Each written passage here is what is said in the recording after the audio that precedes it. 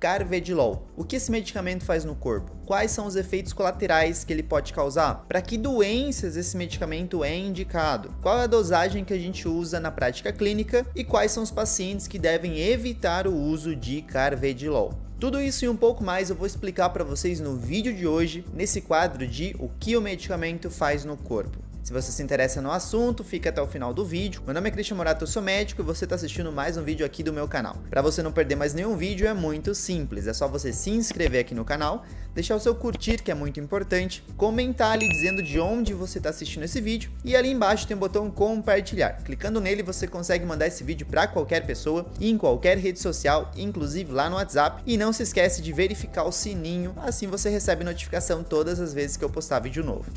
Afinal de contas, o que é o Carvedilol? O Carvedilol, pessoal, é um medicamento da classe dos beta-bloqueadores. Basicamente, esses medicamentos, beta-bloqueadores como propranolol, metoprolol, Carvedilol, que é o do assunto do vídeo de hoje, são remédios que vão bloquear algumas proteínas que nós temos no nosso corpo, alguns receptores. Esses receptores, quando eles não estão bloqueados, ou seja, quando eles estão trabalhando, eles têm algumas funções importantes. Por exemplo, o receptor beta 1 é o receptor que está no seu coração. Neste exato momento, o seu coração está batendo, mas se você sofrer um susto, você vai liberar adrenalina. Essa adrenalina vai se conectar nesse receptor beta 1 do seu coração e vai começar a acelerar o seu coração, fazendo algo que a gente chama de taquicardia. Ela também vai contrair os seus vasos nos receptores alfa 1, que nós temos receptores alfa nos vasos, que são outros tipos de receptores, aumentando a sua pressão. O próprio bombeio rápido do coração aumenta a pressão e essa contração dos vasos também aumenta a pressão. Tudo isso, por exemplo, para um susto, quando você precisa correr, você tá assustado, então você precisa aumentar a sua pressão, correr, poder se afastar do perigo. Só que quando a gente fala de paciente que é doente, ou seja, um paciente que sofre de pressão alta, provavelmente você já entendeu que ficar aumentando a frequência de batimentos do coração, ficar contraindo os vasos para aumentar a pressão é ruim. Afinal de contas, ele já tem pressão alta. Normalmente essa pressão alta está muito relacionado ao estilo de vida que a pessoa levou. Ela comia uma alimentação muito salgada, muito temperada, com aqueles temperos prontos ricos em sódio, ou então levava uma alimentação muito rica em gordura, e essa gordura causava formação de placa de gordura nos vasos e isso também aumenta a pressão. Então, um paciente que já tem pressão alta precisa se medicar recebendo um tratamento para tentar reduzir a pressão dele. O Carvedilol é um desses medicamentos. Então, se ele é um beta-bloqueador, ele vai evitar esse aumento da frequência cardíaca, ele vai evitar o coração de bombear muito sangue, ele vai diminuir essa força de bombeamento para diminuir a pressão e ele também vai dilatar os vasos. E dilatando os vasos, a pressão reduz, assim como acontece em qualquer mangueira. Se você apertar a mangueira, a pressão dentro da mangueira aumenta, mas se você relaxar, não apertar mais, a pressão dentro da mangueira diminui. É o que acontece dentro das nossas artérias. O Carvedilol, ele é um importante medicamento para reduzir a pressão. No entanto, não são apenas esses efeitos que o Carvedilol tem no corpo. Ele tem alguns outros efeitos também, como por exemplo um efeito antioxidante. O efeito antioxidante significa que o Carvedilol ele vai evitar a formação de radicais livres no nosso organismo e esses radicais livres podem causar uma inflamação nos nossos órgãos. Foi visto também que o Carvedilol pode evitar a oxidação da gordura do colesterol ruim, o LDL colesterol, que é um colesterol que a gente não quer que aumente, lá nas nossas coronárias, que são artérias ali que nós temos no nosso coração, e se a gente diminui a oxidação desse LDL, nós também reduzimos o depósito desse colesterol ali no nosso coração, e aí não vai formar placa de gordura, reduzindo o risco de infarto, por exemplo. Foi visto também que o Carvedilol tem um importante efeito renoprotetor. Essa palavra significa que ele protege o rim, tá? Reno vem de rim. Por isso, é um medicamento útil em pacientes que sofrem de diabetes, pois o diabetes afeta o rim, né? O rim é um dos órgãos-alvos da doença, assim como os olhos, né? Quem tem diabetes sabe que um dos grandes problemas ali da diabetes é que pode afetar a visão, pode afetar os nervos da periferia e pode afetar o rim. Logo, o Carvedilol é utilizado nos pacientes que são diabéticos e também hipertensos para ajudar na proteção do rim. Ele também protege o rim em pacientes que sofrem da famosa síndrome metabólica.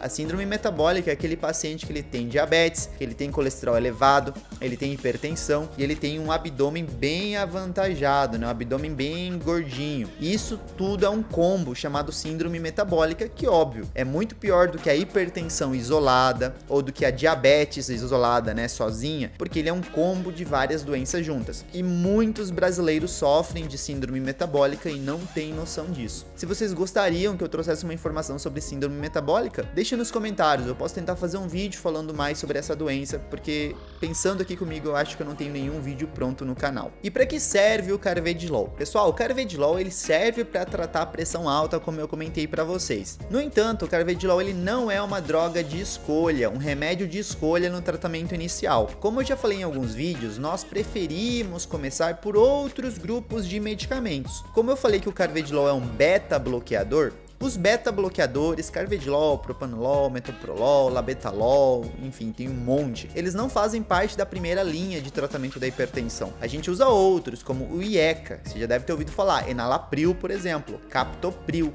são tipos de IECA. Ou então a gente usa os BRA, ou também chamado de ARA2, né, como a Losartana, Candesartana, ou a gente usa o Amlodipino, que é de um grupo ali chamado bloqueador de canal de cálcio. São medicamentos muito bons para tratar a pressão alta. Tiazídico, hidroclorotiazida, é um diurético, o paciente urina, isso reduz um pouquinho o volume de sangue, porque tá tirando a água do sangue, não tira muito, tá, não tem risco da pessoa desidratar, é só ela continuar tomando água naturalmente como ela faz todo dia, mas isso reduz a pressão alta. Então esses 4 grupos de medicamentos, eles são úteis e medicamentos de primeira linha no tratamento da hipertensão. O Carvedilol, normalmente a gente usa se o paciente, além da pressão alta, já está sofrendo de insuficiência cardíaca, porque os beta-bloqueadores são muito bons para tratar isso. A insuficiência cardíaca é aquela doença onde o coração está fraco para desempenhar suas funções. E a função do coração é aquela que a gente costuma falar muito aqui no canal, né? É a função de bombear o sangue para as artérias, porque o coração é um órgão musculoso. Ele tem bastante músculo para bombear, para contrair e jogar o sangue para dentro das artérias e isso levar o sangue para os nossos órgãos. Mas o Carvedilol também pode ser usado na angina, que é aquela dor que o paciente tem aqui no peito, muitas vezes relacionado a acúmulo de gordura ali, como nós falamos. Também é utilizado na prevenção de arritmias e inclusive no tratamento da fibrilação atrial, que é uma das principais arritmias que nós temos no mundo todo, inclusive aqui na América do Sul. Ele também pode ser usado para enxaqueca e também pode ser utilizado naqueles pacientes que tiveram algum infarto e depois do infarto o coração ficou falhando, não consegue mais bombear o sangue direito, né? Tá com a famosa disfunção de ventrículo esquerdo, que é o lado esquerdo do coração. Então o lado esquerdo não tá conseguindo mais fazer as funções dele, a gente pode usar o Carvedilol como uma das opções terapêuticas. Quanto à dosagem do Carvedilol, ela varia bastante, pessoal. A dosagem do Carvedilol pode ir desde dosagens baixas, como 6 mg por dia, até dosagens muito altas, como 50 mg. Em casos extremos, algumas pessoas tomam 50 2 vezes ao dia, mas varia muito de doença para doença. Tratamento da pressão alta, ela tem várias dosagens possíveis, ou seja, o paciente pode começar numa dosagem baixa, chegar até 15 mg. Já um paciente com insuficiência cardíaca, né, aquele coração fraco, ele chega já em dosagens muito maiores de Carvedilol. Logo, eu não indico vocês se automedicarem e nunca ficar procurando dosagem e tentar mudar a dosagem de vocês. Eu converso com muito paciente e recebo muito comentário aqui no YouTube também de pessoas querendo trocar o remédio que o cardiologista acabou de passar. Então, doutor, eu fui na consulta ontem e o médico me passou esse remédio, mas eu queria trocar. Poxa, você foi ontem, você podia ter conversado com ele, podia falar, doutor, não posso trocar esse remédio por outro, não tem outra opção aí, porque esse remédio me faz mal? Então não fica só tentando fazer por conta própria. Pensa que eu, para fazer esse vídeo, eu tive que estudar lá quando eu era aluno, eu tive que revisar esse conteúdo várias vezes para poder indicar para pacientes. Eu tive que ler de novo o livro, eu peguei o meu livro de medicina, o livro de farmacologia para fazer esse vídeo aqui para vocês. Então não é um negócio de, vou num vídeo do YouTube ver uma dosagem, ou vou num site ver uma dosagem e vou trocar meu remédio. É perigoso. Esses remédios, eles inclusive trazem efeitos colaterais para o organismo, que são estes que eu vou falar agora, e é por isso que eu não indico você ficar trocando o remédio por conta. Primeiro efeito colateral que a gente precisa saber é a bradicardia. bradicardia. A bradicardia, pessoal, é um sintoma onde o paciente vai ficar com a frequência cardíaca baixa, ou seja, o coração está batendo muito devagar, normalmente abaixo de 60. Recentemente, a Sociedade Brasileira de Cardiologia falou que frequência cardíaca baixa é considerada abaixo de 50. Em outros lugares, né, aqui, por exemplo, no país onde eu trabalho, a gente considera de 60 para baixo. Então, por exemplo, se eu encontrasse um paciente com 55 de frequência cardíaca, que é o número de vezes que o coração bate por minuto, eu ia falar que ele já está bradicárdico. Outro efeito adverso do remédio é um bloqueio atrioventricular, e de todos aqui eu acho que esse é um dos mais graves, porque o bloqueio atrioventricular é quando a gente bloqueia a informação elétrica do nosso coração, do átrio que está em cima para o ventrículo que está embaixo. Você provavelmente está vendo uma imagem aí do coração contraindo e você está vendo que ele tem umas câmeras em cima e umas câmeras embaixo. Para isso acontecer, a gente depende de uma carga elétrica que é criada no coração, que vai lá de cima, de uma região que está no coração chamado nodo sinusal, até embaixo para ele contrair totalmente. Só que se essa informação elétrica for bloqueada no meio, como se eu estivesse cortando um fio de energia para ele não passar mais a energia. Isso é perigoso, porque a informação elétrica não vai chegar na parte de baixo do coração, e se ela não chegar, a parte de baixo do coração vai parar de funcionar. Parando de funcionar, nós temos um problemão nas mãos, porque é essa parte de baixo, os ventrículos, que bombeiam o sangue de verdade, são eles que jogam sangue para todos os órgãos. Então esse é um dos principais efeitos colaterais, mas não acontece em todo mundo, é um efeito colateral raro e normalmente acontece quando o paciente toma dosagens muito altas desse medicamento e ele já tem alguma outra comorbidade, alguma outra doença, complicando o coração dele, complicando o funcionamento geral daquele órgão. Alguns pacientes podem sofrer de broncoespasmo, que é uma contração da nossa árvore respiratória. Nosso pulmão parece uma árvore de ponta cabeça, é muito bonitinho o nosso pulmão. E as árvores, elas têm músculo liso, né? Os galhos da árvore, que é o famoso brônquio,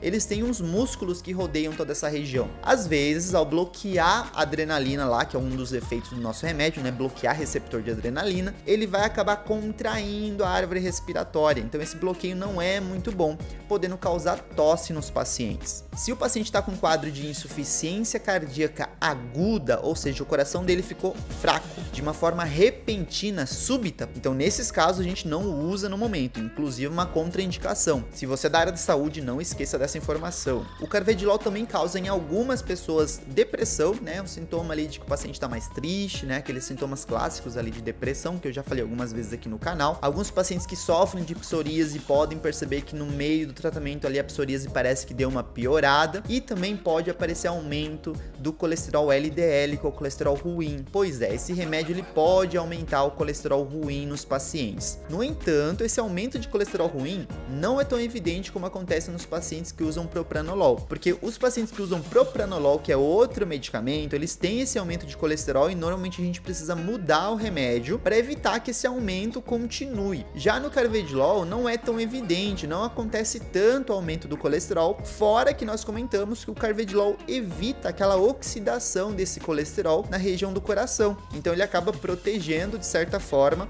a formação de placa de gordura no coração, e são dois efeitos que se contrapõem. Então se a gente colocar na balança qual é melhor entre propranolol e carvedilol nesse sentido, o carvedilol é muito melhor. E quem não deve utilizar esse medicamento? Bom, pacientes asmáticos, pacientes com DPOC, né, aquela doença pulmonar obstrutiva crônica, famoso enfisema pulmonar, bronquite crônica, que está muito relacionado àquelas pessoas que fumaram muito tempo ou então cozinharam a lenha por muito tempo, inalando aquela fumaça. Eles devem evitar o uso desse medicamento, porque como nós falamos, ele pode fechar a árvore respiratória e piorar o quadro de um paciente que já sofre disso, né? Então é o paciente asmático, é o paciente com DPOC. A gente evita nesses casos. E aquele paciente que eu comentei para vocês, que ele acabou de infartar, por exemplo, e o coração dele tá falhando subitamente. Então nesse paciente a gente evita. Afinal de contas, o carvedilol diminui o bombeamento do coração, diminui o batimento, né, por minuto, e no infarto a gente não quer que isso aconteça se já tá muito baixo. Imagina lá uma pessoa bombeando pouco sangue, aí a gente dá um remédio que não pode, né, que piora isso. Então a gente não usa nesses momentos. Então se você é da área da saúde, volta a bater na tecla, porque tem muita gente que me segue aqui. Lembra, não usar nesses quadros de insuficiência cardíaca aguda, né, o paciente entrou agudamente nesse quadro, e